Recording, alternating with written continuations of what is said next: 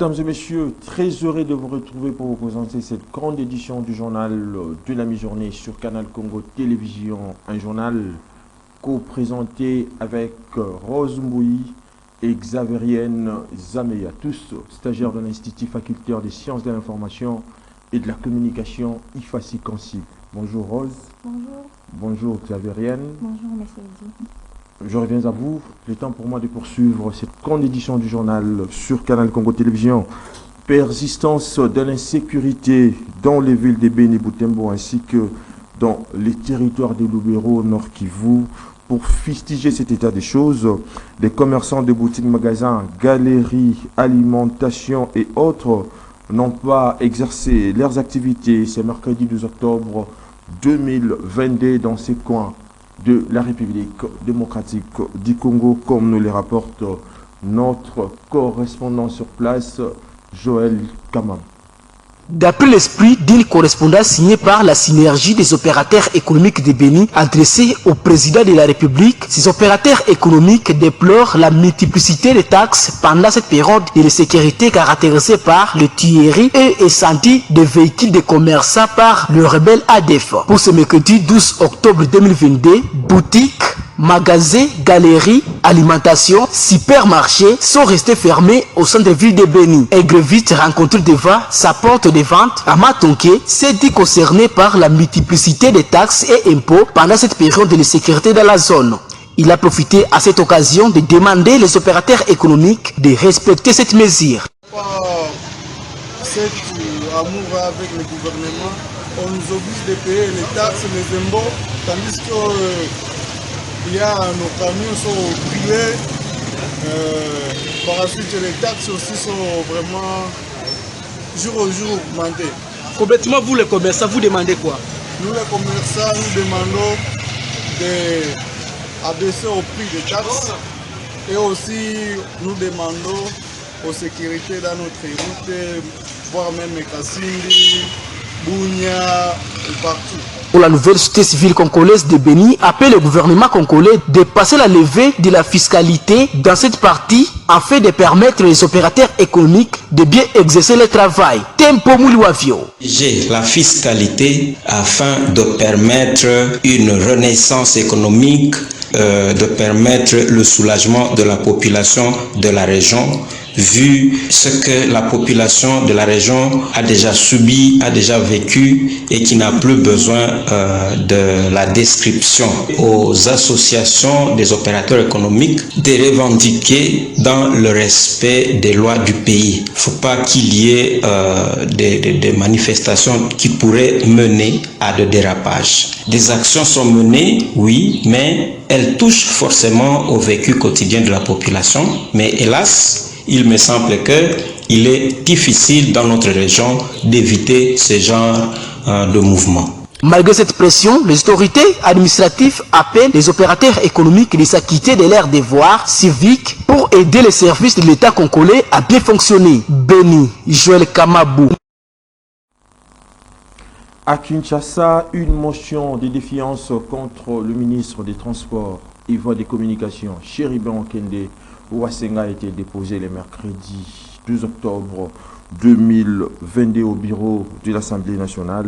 Elle porte la signature des plus de 60 députés nationaux qui lui reprochent nombreux abus dans l'exercice de ses fonctions. Le point avec Gisèle Olivier Toko.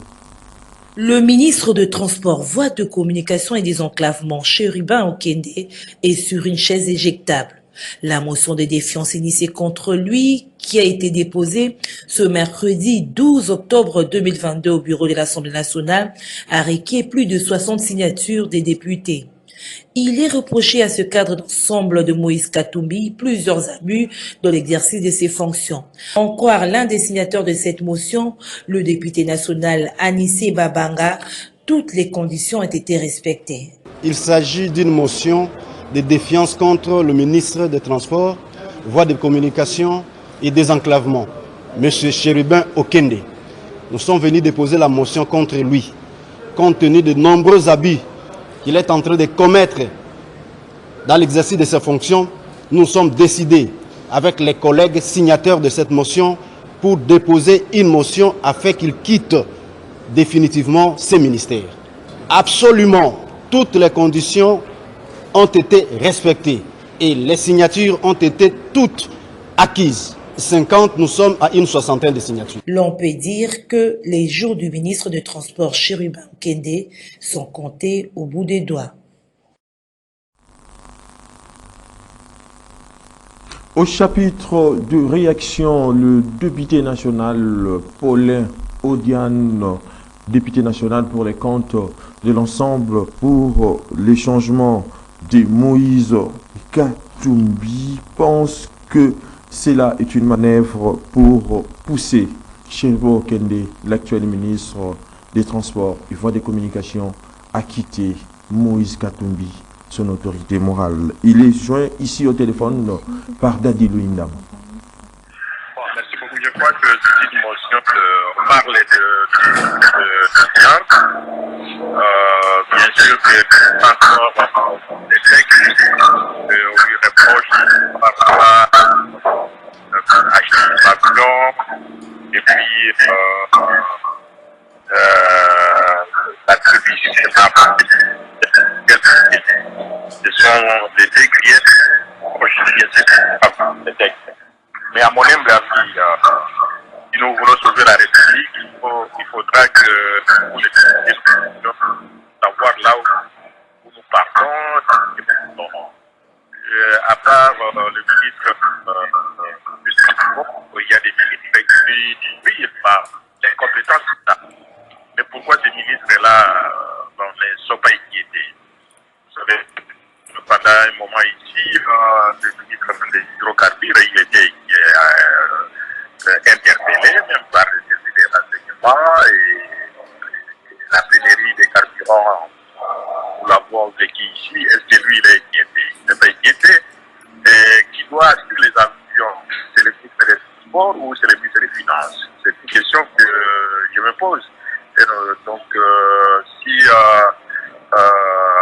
Chérubin est menacé, c'est tout simplement parce que lui ne veut pas quitter son parti. Donc, le vrai système actuel, c'est de tout faire pour que ceux qui ne sont pas, ceux qui sont derrière Moïse puissent quitter pour entrer dans les circuits du parti au pouvoir. Mais cette façon de faire décourage énormément le peuple parce que vous savez, nous avons lutté pour que les choses aillent de l'avant et non plus répéter le même système, le système du régime passé, mais là vous tombez vraiment sur ça et ça ne rassure personne. En tout cas, moi personnellement, si on veut sauver la République, on doit une motion de censure. Et donc, parce que dans ce gouvernement, il n'y a que peut-être 10 personnes qui travaillent et tous les autres là qui ne font rien. Et est-ce qu'il n'y a que Chérubin? Je ne crois pas. Bon, ce n'est pas à moi de décider de quitter ou de ne pas quitter parce que je ne suis pas le chef du parti et puis je ne suis pas porte-parole. Mais voyons voir comment les choses vont évoluer. Les torchons brillent au sein du parti de Moïse Katumbi. Ensemble pour la République, plus de 40 députés se sont désolidarisés de leurs leaders. Ils ont rejeté en bloc la dernière prise de position du porte-parole Olivier Kamitatou. En réaction, Isaac Bakoulou, au cadre de l'ensemble, a indiqué que ces députés sont animés par la cupidité. Ils ne sont pas au service de la République démocratique du Congo et violent la loi portant organisation et fonctionnement du parti politique. Isaac Bakoulou a été joint ici au téléphone par Gisèle Olive Etoko. Je pense que c'est une très bonne chose pour la nouvelle génération de hommes politiques qui ont décidé d'accompagner Moïse Katumbi Tchapoué parce que vous ne pouvez pas attendre de députés qui ont bénéficié de la largesse du régime. Quand vous n'avez rien effectué comme effort et sans contrepartie, vous recevez un véhicule palissade et avec d'autres avantages, je crois que ces députés ne sont pas au service de la République et violent même la loi portant organisation et fonctionnement de partis politiques.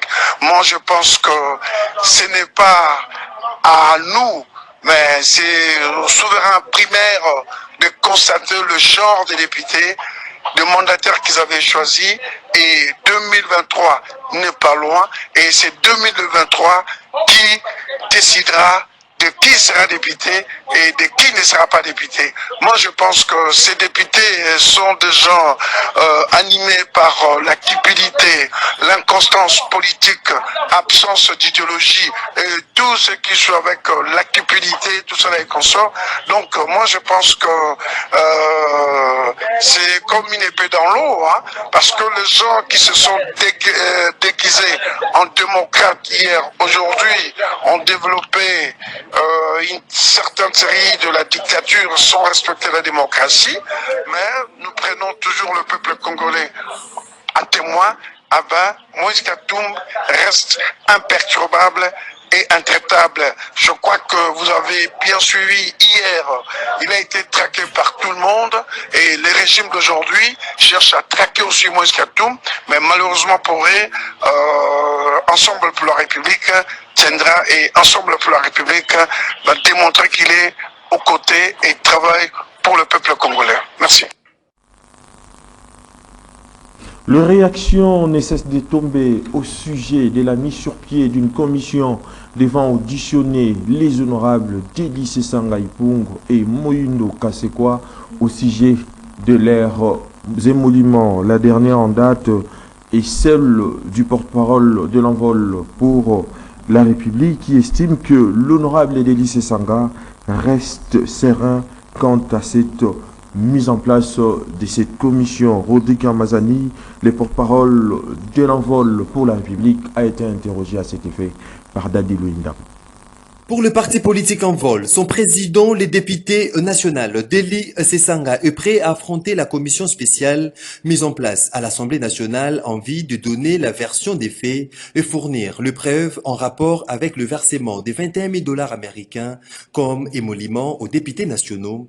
Pour nous, nous sommes très contents que finalement l'Assemblée nationale ait décidé de faire éclater la vérité.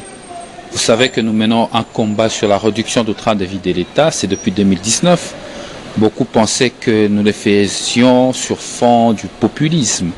Aujourd'hui, l'Assemblée nationale, à travers cette commission, grâce à cette commission, nous donne l'opportunité à l'honorable Sanga de démontrer sur la face du monde que notre lutte sur la réduction du train de vie de l'État est une lutte de conviction et de détermination. Donc, nous saluons cette commission d'audition qui sera mise en place. Et l'honorable Sanga, je crois qu'il a déjà pris position sur cette question. Il a dit qu'il était serein et il était prêt à se présenter devant cette commission et pour apporter ses moyens de preuve. Et il avait même promis qu'après cette commission, il va rendre public les éléments de preuve qu'il détient. Envol souhaite que cette audition soit publique et retransmise en direct sur la radio ou télévision nationale. Écoutez, il y a une commission qui est mise en place. L'honorable Sanga attend que cette commission lui convoque pour qu'il apporte ces éléments de preuve. Mais l'Envol fait une demande à l'Assemblée nationale que cette audition de l'honorable Sanga ne soit pas à huis clos, que ce soit une audition publique afin de donner aux Congolais les droits à l'information, que les Congolais sachent comment les finances publiques est gérées et aussi à quelle hauteur un député est rémunéré. L'honorable Sanga porte le mandat du peuple. Il fait de son mieux pour servir cette population. Maintenant, si 490 moutons noirs estiment que lui, étant que mouton blanc, ne doit pas faire partie de leur combine mafieux, moi je ne trouve aucun inconvénient. Et nous l'Envol, on est prêt à tout. Sanction ou pas, décision judiciaire ou pas, position de l'Assemblée ou pas, les plus importants, ce que nous attendons aujourd'hui, c'est la convocation de l'honorable Sanga dans cette commission pour que l'honorable Sanga fasse éclater la vérité, prouver à la face du monde comment est-ce que les finances publiques est gérée et que notre lutte sur la réduction du train de vie de l'État que l'on a commencé depuis 2019 était une lutte des convictions et des vérités. Tout à fait autre chose à présent. Fin de stage des étudiants de l'Institut facultaire des sciences de l'information et de la communication à Canal Congo Télévision et Radio Liberté Kinshasa. Je dirais même, la fin de ces stages plutôt a été sanctionnée par une cérémonie de revoir. Suivez cet élément. Que le Seigneur soit avec vous, que le Seigneur vous accompagne surtout pour le reste de ce que vous avez à faire. C'est une première vague des étudiants de l'Institut facultaire des sciences de l'information et de la communication IFASIC qui vient de finir son stage d'un mois à Canal Congo Télévision et Radio Liberté Kinshasa ce mercredi 12 octobre. Très heureux d'avoir concilié la théorie apprise à cette grande école du journalisme à la pratique sur terrain. Les apprenants ont eu de mots justes à l'endroit de leurs encadreurs. Suzy Monzengo s'exprime au nom de tous. Premièrement, nous allons remercier toute l'équipe des encadreurs qui nous ont accueillis depuis le début, qui nous ont assistés pendant le déroulement de notre stage ici à CCTV, Radio Ralik. Et aujourd'hui, nous sommes à la fin de notre stage. Nous avons commencé le 12 septembre 2022 et aujourd'hui, nous sommes le 12 octobre 2022. Vraiment, nous remercions premièrement M. Maxime Makabou qui nous a accueillis le début. Il nous a assistés avec la théorie.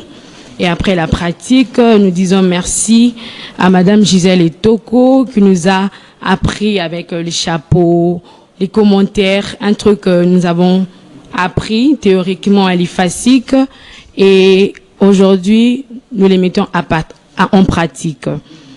Et je dis encore merci à Monsieur Fiston, il est là, il nous a aussi aidé avec les commentaires, les chapeaux, à Madame Chochi Nadine, à Monsieur Émile, le chef du personnel, et à Monsieur Eddy qui est derrière moi.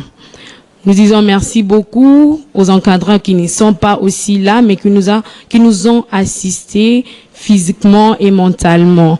On dit aussi merci au directeur, Monsieur Serge Kabongo, qui nous a acceptés malgré, comme on a dit dernièrement, qu'il y avait un moment où on prenait plus de stagiaires. On a eu cette grâce de participer ici. Mais moi, je parlerai premièrement, particulièrement de moi.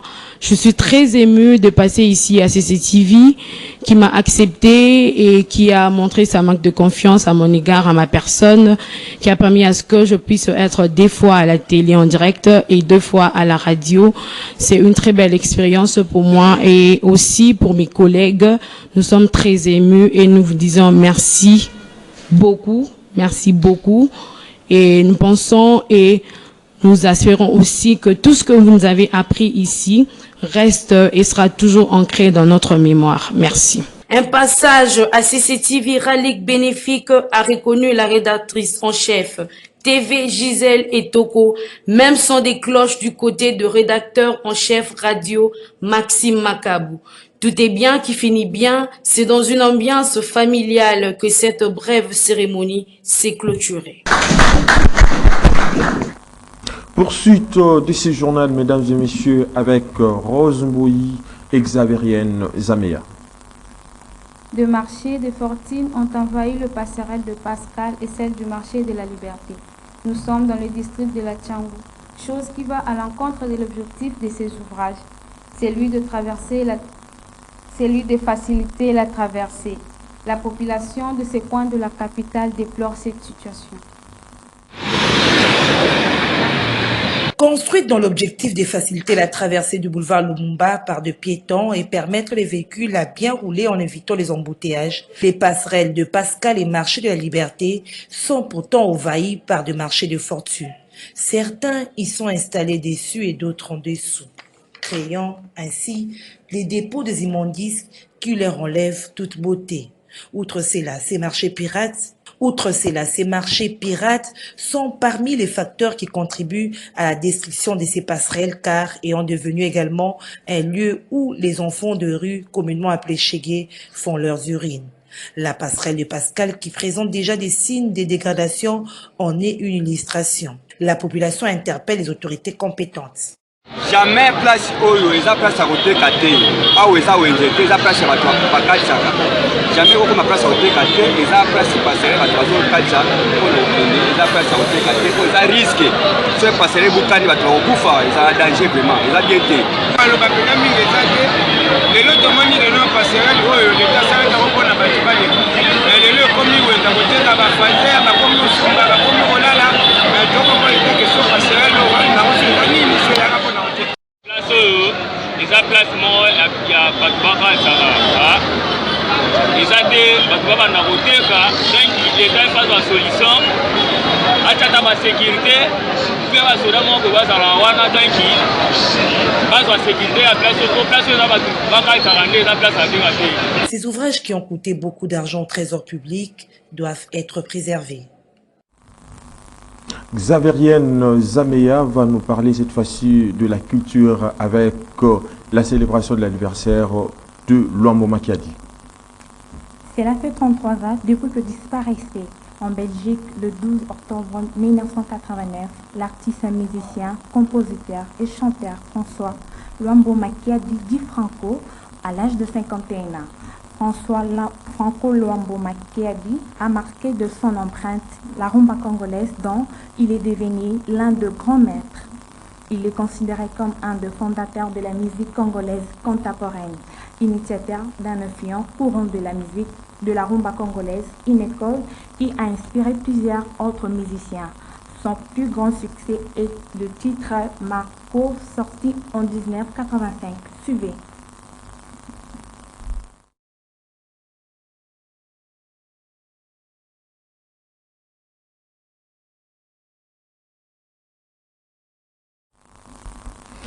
Fin de cette grande édition du journal de la mi-journée sur Canal Congo Télévision, coordonnée par Gisèle Olivier Toko, réalisée par Moro Djambé. La prise de vue a été assurée par Christelle Louboya et Olivier Olongwangu en l'air nord, ainsi qu'au concours de la rédaction de Canal Congo Télévision. Je vous dis donc merci de l'avoir suivi et bon après-midi chez vous.